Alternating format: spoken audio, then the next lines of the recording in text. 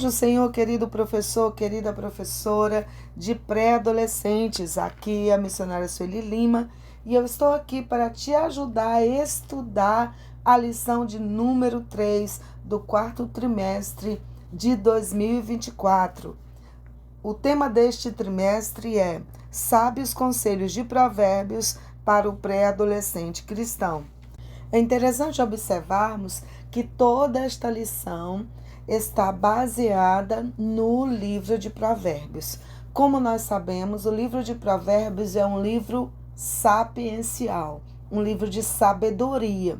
O livro de Provérbios é atribuído a Salomão, embora ele também contenha provérbios, ou seja, ditados dos sábios, de outros sábios, embora sim uma quantidadezinha muito pequena.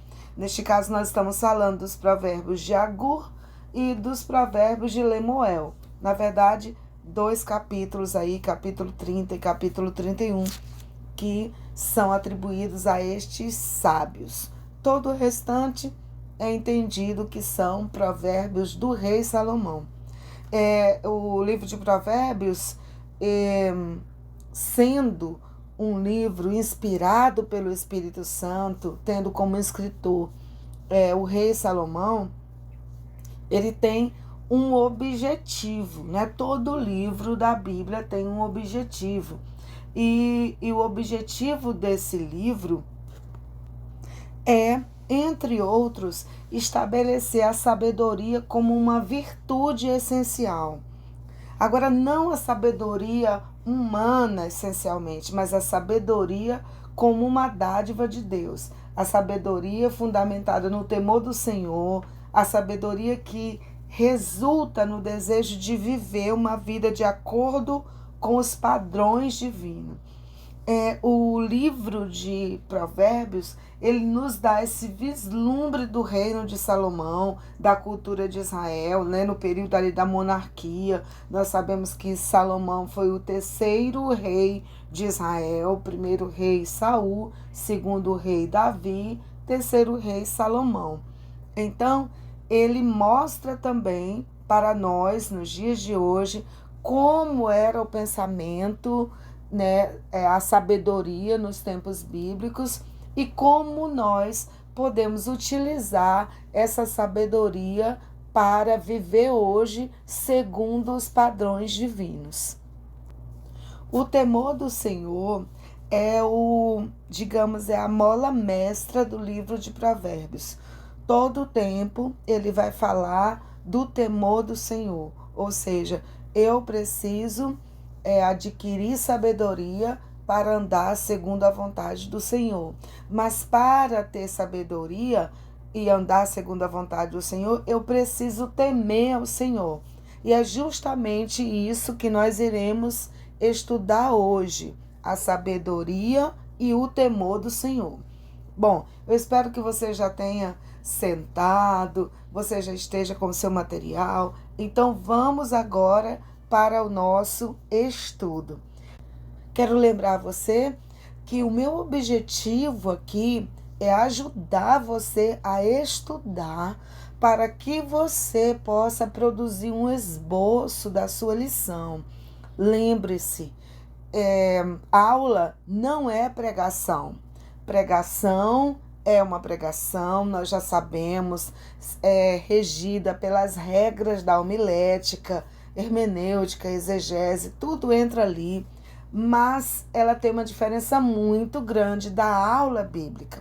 A escola bíblica dominical exige aula bíblica e não uma pregação bíblica. Qual é o principal diferenciador da aula para a pregação? O foco no aluno, a participação ativa do aluno. Entenda que quando nós estamos pregando, nós estamos trabalhando um discipulado ativo. Ou seja, o pregador ensina segundo prega, faz a sua preleção, a exposição do texto sagrado, a partir do que Deus falou com ele, e ele vai falar ali para todo o público que está escutando a sua pregação, mas ele não tem um retorno. Então, ele tem a obrigação de expor a palavra, mas não tem a obrigação de tirar dúvidas, de trabalhar individualmente esse conteúdo. O professor não. O professor, ele está ali para expor o conteúdo sagrado, mas ele precisa expor esse conteúdo levando em consideração a idade do seu aluno, o conhecimento prévio do seu aluno, o ambiente onde o seu aluno está. Ele precisa levar em consideração ao estado espiritual, emocional do seu aluno, ao tempo de ministração. Ele precisa levar em consideração se ele tem nessa sala de aula alunos com necessidades especiais. Então, o professor, ele precisa estar atento a uma gama de situações muito maior do que o pregador. E tem o elemento chave, que é o retorno do aluno, que é imediato. Enquanto na pregação nós queremos a atenção do ouvinte, no ensino nós queremos a atenção e a participação, porque nós temos um compromisso de não apenas ensinar, mas nós temos um compromisso de ajudar o aluno a aprender. E quando nós estamos falando especificamente de pré-adolescentes, isso se torna ainda mais vital. Por quê? Porque o nosso aluno, o pré-adolescente, ele acabou de sair de um contexto de educação lá muito baseada na ministração por contação de histórias. Quando ele chega numa sala de pré-adolescentes, ele perde esse elemento que para ele é o norteador. Até agora ele aprendeu a partir de narrativas bíblicas. E agora ele está meio órfão dessa narrativa bíblica. Por isso você, professor de pré-adolescente, precisa estabelecer sempre um contato, fazer um trabalho introdutório para que o teu aluno não sinta tanto esse choque da falta da história bíblica com a qual ele está acostumado, tá bom? Então, é só essa dica para você, porque senão essa aula pode se transformar numa aula muito técnica, muito mecânica, e o pré-adolescente ainda precisa dessa narrativa bíblica, ele precisa de uma introdução muito bem feita, muito bem elaborada. E como é que você vai fazer essa introdução? Como é que você vai chamar a atenção do seu aluno? A primeira dica que eu te dou é: tenha esse conteúdo aprofundado na sua mente, no seu coração, e estabeleça um acordo com os seus alunos de participação. Você pode, inclusive, por exemplo, criar fichinhas com os versículos bíblicos, todas as referências que você pretende usar. Você pode distribuir no começo da aula e pedir, dar um tempo para os seus alunos para que eles possam encontrar essas referências, marcar em suas Bíblias. Assim, na hora que você pedir a referência, o aluno que a recebeu não vai gastar muito tempo encontrando esta referência bíblica, e isso vai resultar numa aula mais linear, que não tem aquelas paradas, né? E porque nessa parada o aluno pode se dispersar. Uma coisa também que você pode utilizar é trabalhar com palavras-chave. Neste caso aqui, nós temos duas palavras-chave: a palavra sabedoria e a palavra temor. É muito importante que você trabalhe. Você pode escrever essas palavras no quadro: sabedoria de um lado, temor do outro, e isso pode ajudar você. À medida que você vai ministrando, você vai completando o quadro com os conteúdos desta lição. Uma outra dica muito importante que você pode utilizar é utilizar uma história para estudo de caso como introdução. Você pode utilizar a história bíblica, para que o aluno possa avaliar se a personagem da história, ele foi sábio ou foi tolo, se ele agiu de acordo com os padrões divinos ou não. E a partir dali você pode começar a aula. A introdução, no caso dos pré-adolescentes, ela vai marcar o interesse do aluno pelo tema, tá bom?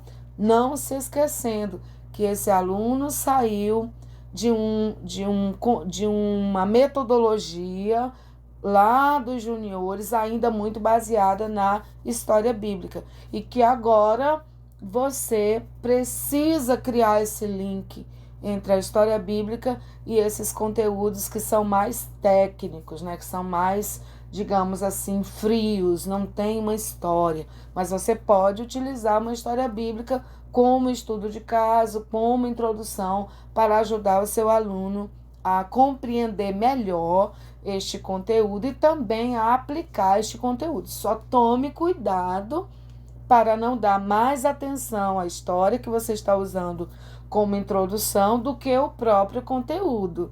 Neste caso, a história bíblica ela era apenas para introduzir o assunto, ela não é o conteúdo da aula, tá bom? Vamos em frente? Nós estamos aqui na página 19, abra comigo a sua revista e abra também a sua Bíblia, no livro de Provérbios, no capítulo 2. Antes de nós partirmos para a revista, eu quero pedir que você leia o capítulo 2, do versículo 1 até o versículo 21. Eu sei que aí na base da lição bíblica de hoje está escrito só de 1 a 10, mas eu acredito que para a sua compreensão é importante que você vá até o versículo 21. Bom, como é que você deve fazer essa leitura? Faça essa primeira leitura apenas para conhecer o texto. Conhecer o texto, leia novamente. Eu estou fazendo esse estudo com você, tendo como base a NVI, tá? A NVI. Mas você pode fazer esse estudo tendo como base a versão da Bíblia que você tiver aí. Não tem problema. Aqui nesta versão, eu fui lendo e marquei aquilo que eu achei mais importante. Você precisa também marcar o que te chama a atenção nesse texto. Por exemplo, meu filho, por que o escritor começa desta maneira? Então, você já pode perceber que aí ele tem todo um tom paterno nesse aconselhamento. Então, é um aconselhamento como quem está aconselhando a um filho. Salomão está falando com um jovem, Salomão está falando com um infante, com um súdito, com alguém que ele tem como filho, como alguém que precisa de uma orientação. E aí, isso é muito importante porque vai determinar a forma como ele se dirige a este receptor. Se você aceitar as minhas palavras e guardar no coração. Sublinhe e guardar no coração, ou o que estiver correspondente aí na sua versão, porque isso nos lembra o Salmo 119, 11. Guardo a tua palavra no meu coração, guardei a tua palavra no meu coração, para não pecar contra ti. Então, é muito importante que a gente entenda aí que guardar não significa guardar ou esconder, como diz em uma outra versão, não significa tomar algo e colocar em um lugar protegido, escondido. Não, mas significa apropriação. Eu me apropriei da tua palavra. Eu coloquei a tua palavra em um patamar elevado. Eu entendi que a tua palavra merece estar no pódio, merece ser considerada, merece ser vista, merece ser atendida. É neste aspecto que está aí esta palavra guardar no coração. Guardar, dar ouvidos, tudo entra nessa mesma compreensão. E aí você vai sublinhar também as palavras discernimento, É muito importante isso, que a sabedoria precisa ser buscada. E aí ele compara a sabedoria a duas coisas valiosas para a sua época: prata e um tesouro escondido. Então a sabedoria precisa ser buscada. Isso nos dá a entender que a sabedoria não é inata, a sabedoria ela é conquistada. Ela vem de esforço. Ninguém que fica parado vendo as nuvens vai ser sábio. Ele precisa agir, ele precisa buscar, ele precisa pagar um preço, né? E por isso que ele fala como a prata ou como um tesouro escondido. No versículo 7, ele vai falar da importância da sabedoria, que o Senhor reserva a sensatez para o justo, que essa sensatez é como um escudo para quem anda com ela guarda quem anda com ela. Lá no versículo 16, no versículo 12, você vai ver que ele diz que a sabedoria o livrará do caminho dos maus. No versículo 12, no versículo 16, livrará da mulher imoral. No versículo 20, fará andar nos caminhos dos homens de bem. E também ajudará você a manter-se na vereda dos justos. Então, quando você lê o texto básico, você já vê aí o quê? Inicialmente, eu já posso perceber que a sabedoria é diferente de conhecimento e de entendimento. Eu posso perceber aí que a sabedoria não é inata, ela é adequada, que ter sabedoria traz consequências e que o temor do Senhor é o princípio da sabedoria. Então, por que que nós vamos estudar essa lição? Primeiro, você já leu todo o texto. Eu não vou trabalhar versículo por versículo, porque senão o nosso podcast vai ficar muito grande, mas é o ideal que você leia e medite versículo por versículo. Então, o que nós queremos? Quais são os nossos objetivos centrais? Você já leu o texto básico, já marcou na sua Bíblia. Professor, entenda uma coisa, você é professor de Bíblia. Então, a lição bíblica, ela é o teu material didático auxiliar. O teu material didático primário, primeiro, essencial é a Bíblia. Inclusive, não é de bom tom, não é o correto que você se coloque diante da sua turma apenas com a lição bíblica. Não, vá sempre com a sua Bíblia. De preferência, tenha sempre a sua Bíblia marcada, trabalhada. Mostre para o aluno que você manuseia a sua Bíblia, que você estuda a Bíblia, que aquilo que você está compartilhando, antes de tudo, já moveu o seu coração, já impactou a sua mente, já causou transformação na sua própria vida. Isso é de fundamental importância para o aluno pré-adolescente, porque ele está julgando tudo ao seu redor. É aquele momento que ele está se adequando a essa fé. Ele está saindo de uma fé fantasiosa, baseada nos personagens bíblicos, e agora ele está comparando a Bíblia com a sua vida, com a sua realidade, e ele está muito focado em encontrar nos adultos um referencial mais prático. Então, o seu aluno está olhando para você. Não se esqueça disso. Então, a sua Bíblia precisa ser uma Bíblia modelo de como ele também pode estudar a Bíblia dele. Estude levando em consideração, em primeiro lugar, o texto básico. Sinta o texto, explore o texto. Uma vez que você já fez isso com o texto básico, volte-se para a lição, porque o comentarista também teve todo um trabalho para estruturar este tema.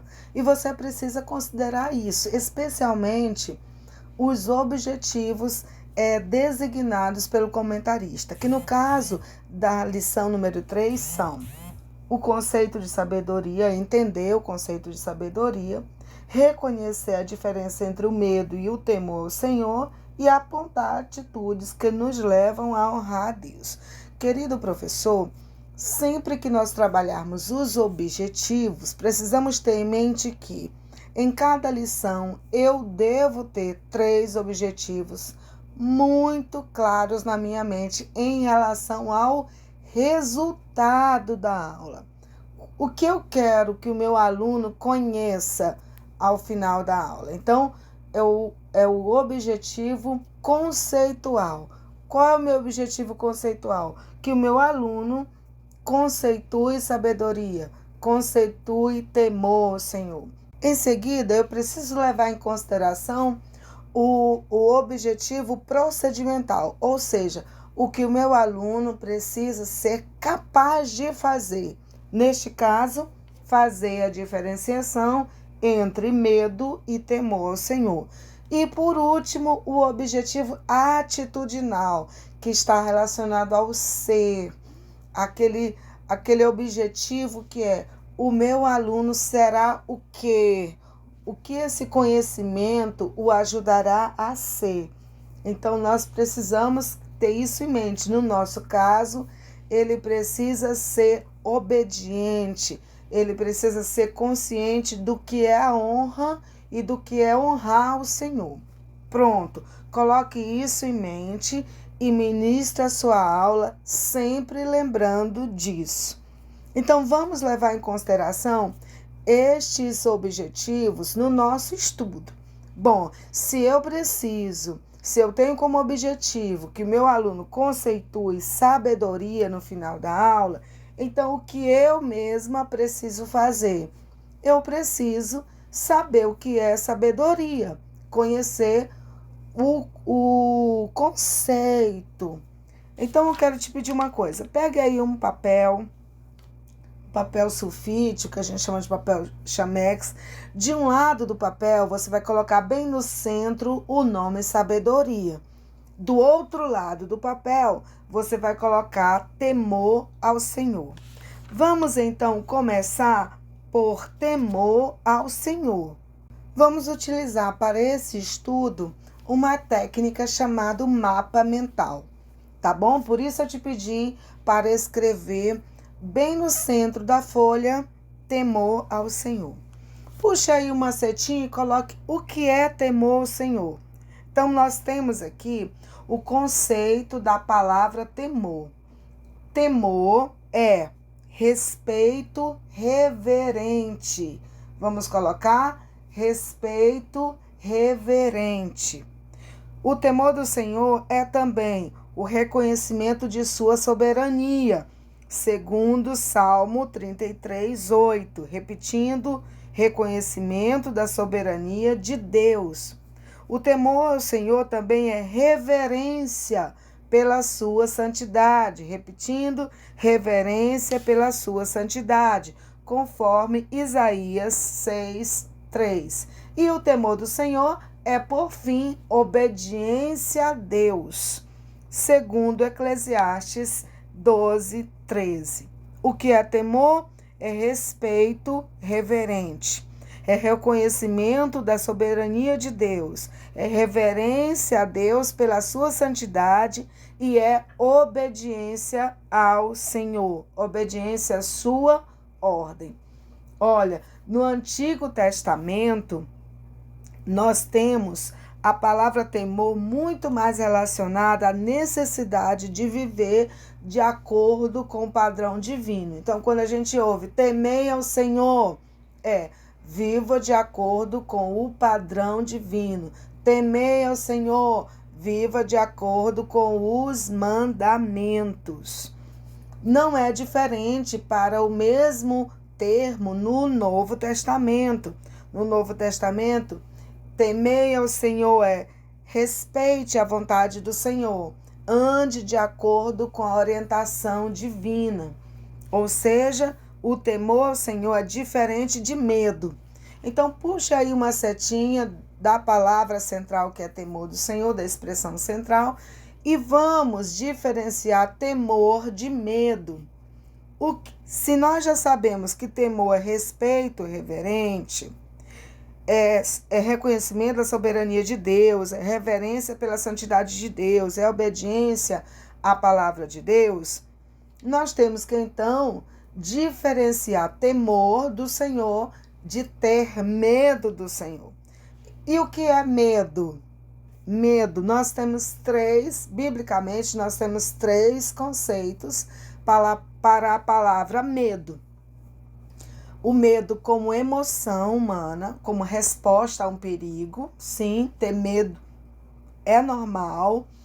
Todos nós, em algum momento, já tivemos medo. Então, esse medo como emoção humana, natural, como resposta emocional a um perigo, é normal. Agora, abre um parêntese aí. O medo, Deus não nos fez com esse sentimento. O medo foi resultado do pecado. Preste atenção, lembre-se, professor, que a primeira vez que a Bíblia relata, faz menção a esse nome, medo, é justamente quando Adão está se escondendo de Deus. Quando o Senhor pergunta por que você se escondeu, onde você está, ele diz: eu ouvi a tua voz, estava nu, ouvi a tua voz e tive medo. Então, neste sentido, medo é resultado da desobediência de Adão e Eva, demonstrando também que o medo essa percepção de perigo, de vulnerabilidade, é também resultado da separação do homem do seu Criador.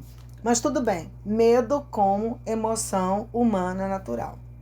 A outra forma, o outro conceito de medo é o medo pecaminoso. É aquele medo decorrente da falta de fé. Toda vez que nós não estamos em um risco eminente, não fizemos nada que desagradasse a Deus, mas estamos com aquele sentimento, mesmo com todas as promessas de Deus, mesmo com o cuidado de Deus sobre as nossas vidas, mesmo sabendo que estamos andando dentro da direção de Deus e ainda temos medo, esse medo aqui reflete a falta de confiança a Deus. E este é um medo pecaminoso. Por exemplo, os discípulos estavam com Jesus no barco. Eles sabiam que Jesus, sendo filho de Deus, tinha poder sobre a natureza. Jesus já havia realizado muitos milagres. Mesmo assim, eles ainda ficaram apavorados estando com Jesus no barco. E aí Jesus os repreende. Por que vocês são tão tímidos? Por que vocês têm tão pouca fé? Então, o medo, esse tipo de medo, que é o medo decorrente da falta de fé, da falta de confiança na palavra do Senhor, é o que a Bíblia chama de medo pecaminoso. E nós temos o outro tipo de medo, que é o medo reverente. É este medo que nós precisamos ter, porque este é o temor do Senhor. Ou seja, há uma clara distinção entre o medo servil, que é o medo da punição ou consequência do pecado, o medo pecaminoso, que é o medo pela falta de confiança ao Senhor, e o medo reverente, que é o temor do Senhor.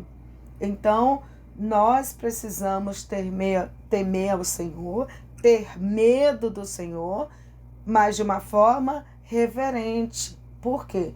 Porque Ele é o Deus bondoso, misericordioso, que se compadece de nós, que tem misericórdia de nós, que olha para nós com olhar de misericórdia por meio do seu Filho Jesus. Então, nós precisamos temer ao Senhor, ou seja, ter um medo reverente.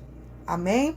Então, vamos diferenciar o temor do Senhor dos diferentes medos. Do medo emoção, do medo pecaminoso, entendendo que nós precisamos temer ao Senhor, E temer ao Senhor significa o quê, professor?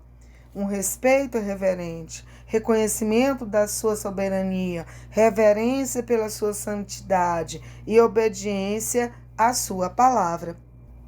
O temor do Senhor, ou o temor ao Senhor, ele está intimamente ligado ao amor. Ou seja, nós amamos ao Senhor, queremos agradar ao Senhor. Então, o temor do Senhor, de acordo com João 14,15, aquele que me ama obedece os meus mandamentos. Então, nós amamos ao Senhor, então nos preocupamos em agradar ao Senhor, ou seja, temos medo reverente, de desagradá-lo. Então, quais as consequências do temor do Senhor, desse medo reverente de desagradá-lo? Em primeiro lugar, nós vamos procurar obedecer a palavra do Senhor. Nós vamos fugir do mal. Nós vamos confiar no Senhor. Nós vamos nos submeter à sua soberania. Então, o temor do Senhor, ele vai se mostrar na nossa vida prática. E isso exige, portanto, que nós sejamos sábios, ou seja, o temor do Senhor é o princípio da sabedoria. Em primeiro lugar, eu temo ao Senhor, e temendo ao Senhor, eu vou me preocupar em não desagradá-lo, ou seja, eu vou buscar ser obediente, vou fugir do mal, vou buscar praticar a minha fé, confiar no Senhor, me submeter à sua soberania. E isto me leva, consequentemente, a buscar as decisões corretas, as decisões que estão de acordo com a vontade de Deus. Por isso que a palavra diz, o temor do Senhor é o princípio da sabedoria, ou seja, o temor do Senhor é o fundamento de uma vida sábia. É o fundamento de uma vida sábia.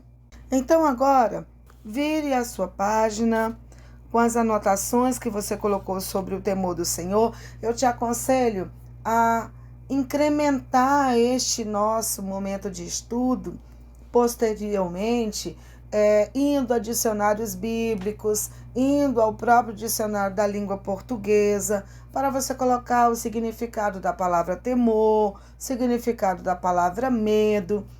Professor, não se limite a estudar pensando apenas no que você vai ter condições, oportunidade ou tempo de ensinar.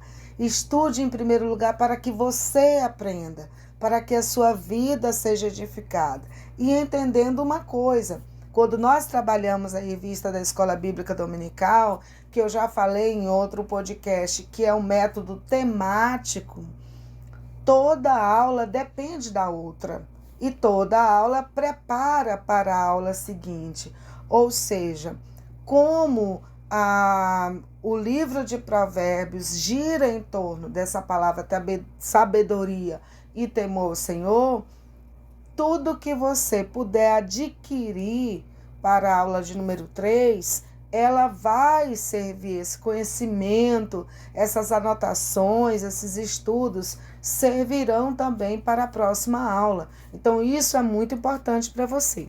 Vamos agora virar a página onde você escreveu sabedoria. Vamos fazer o mesmo exercício. Que exercício nós fizemos? Nós conceituamos sabedoria. O que é sabedoria? Sabedoria, à luz da Bíblia, é a habilidade de viver de acordo com a vontade de Deus. Repetindo, é a habilidade de viver de acordo com a vontade de Deus. Sabedoria também é destreza para realizar algo. Por exemplo, quando o Senhor chamou Bezalel, lá em Êxodo capítulo 31, versículo 3, Moisés registra que o Senhor encheu Bezalel de sabedoria para fazer tudo, né? Para trabalhar com a madeira, para trabalhar com pedras. Naquele contexto ali, para a fabricação do tabernáculo. Então, sabedoria tanto é habilidade intelectual quanto é destreza para realizar algo. Sabedoria também é virtude. Sabedoria também é a habilidade de aplicar conhecimento. Aliás, abra aí um espaçozinho para você diferenciar sabedoria de conhecimento, de entendimento.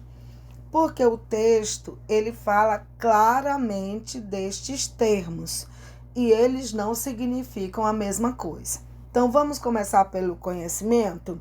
O que é conhecimento? Você pode escrever bem aí, grande a palavra conhecimento, e embaixo você coloca resumidamente o que ela significa. Conhecimento significa acúmulo de informações. Ou seja, quando eu tomo conhecimento de um determinado fato, eu tive acesso a uma informação. Quando eu leio a Bíblia, inicialmente, eu tenho acesso a uma informação. Se eu conheço vários textos, eu estou com acesso a informação. Se eu parar bem aí, isso não vai me tornar uma pessoa sábia. Eu preciso ir para o degrau seguinte, subindo, hein? Qual é o próximo degrau? É o entendimento. Então, primeiro, conhecimento. O que é conhecimento? Acúmulo de informações. Segundo degrau, entendimento. O que é o entendimento? É essa percepção profunda do significado das informações que eu acabei de ter acesso. Ela também é a capacidade de aplicar o conhecimento. Ou seja, quando eu uso o conhecimento, as informações, eu estou provando que entendi, que me apropriei desse conhecimento, que transformei essa informação em algo prático para a minha vida. E o que é a sabedoria? A sabedoria é a ação que resulta, a ação intencional, que resulta do conhecimento e do entendimento, e que me leva a definir padrões. No caso bíblico, definir um padrão de conduta baseado no padrão bíblico, na vontade de Deus. Qual é a vantagem, então, que nós temos ao buscar a sabedoria? Primeiro, é que eu vou buscar informações no lugar correto. Onde é que está a informação correta? Na palavra de Deus. Eu vou meditar na palavra de Deus para que eu possa compreender a palavra de Deus, o significado, a aplicação da palavra de Deus na minha vida prática.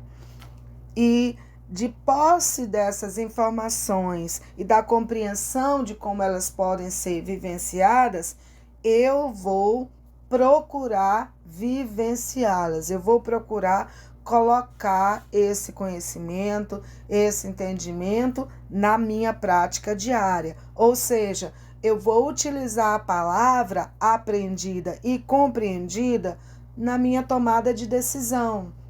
Todas as minhas decisões, elas são decisões pautadas em algum princípio, bíblico ou não. Mas se eu conheço ao Senhor, se eu temo ao Senhor, eu vou procurar conhecer a vontade do Senhor. E eu vou procurar saber como é que eu posso vivenciar essa vontade na prática. Portanto, as minhas decisões serão pautadas nos princípios divinos. Outra vantagem de ter sabedoria é que os meus relacionamentos também serão pautados na palavra do Senhor. O que eu vou falar, a forma como eu vou falar, ou seja, até o vocabulário do crente, ele é diferente. Por quê? Porque ele teme ao Senhor. Temendo ao Senhor, ele vai procurar meios de agradar ao Senhor. Para agradar ao Senhor, ele precisa conhecer a palavra do Senhor, entender a vontade do Senhor, para viver de acordo com a palavra do Senhor. Então, seu vocabulário vai ser afetado. O seu trabalho, a forma como ele se relaciona, com as pessoas, a forma como ele trabalha, tudo vai ser pautado pela palavra do Senhor. Ou seja, é por isso ser sábio dá trabalho. Por isso que Salomão diz: procura, persegue, compra, vai atrás. Ela é mais preciosa que a prata. Procura como um tesouro escondido. Sabedoria não é inata. Sabedoria é processo, é adquirida. Ela, então, ela é adquirida por meio do temor do Senhor. Como eu posso ser sábio? Primeiro, tema ao Senhor. E temendo ao Senhor, vou procurar conhecer o Senhor, entender a vontade do Senhor. Segundo, para que eu faça isso, eu preciso ter uma intimidade com a palavra revelada, ou seja, a Escritura Sagrada passa a ser o meu guia, o meu livro guia, o meu mapa de conduta, meu mapa de vida, minha regra de vida.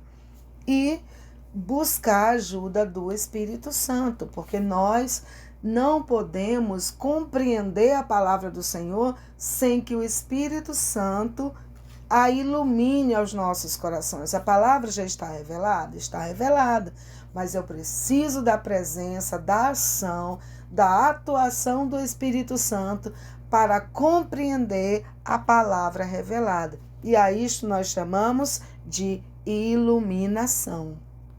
Bom, nossa aula já ficou bem longa, nosso estudo já ficou bem longo para um podcast, claro. Eu sei que quando você vai estudar profundamente, olha, queridos, não dá para estudar a lição de pré-adolescentes com menos de 2h30 no mínimo. Por quê? Porque você tem que pegar o texto, estudar, refletir, procurar um dicionário bíblico, um dicionário da língua portuguesa, atentar para os objetivos da lição e, é claro, fazer o seu esboço. Assim, no final da ministração da sua aula, você vai poder aplicar uma avaliação muito mais coerente com aquilo que você acabou de ministrar. Querido professor, eu desejo que você tenha uma aula maravilhosa, que os seus alunos possam realmente aprender do Senhor por meio da sua aula. Que Deus abençoe sua vida, seu ministério, seus alunos. Estou aqui orando por você. Sei da importância do seu ministério. Deus abençoe sua vida. Deus abençoe seus alunos. Deus abençoe sua aula. Nos encontramos no próximo momento, na lição de número 4.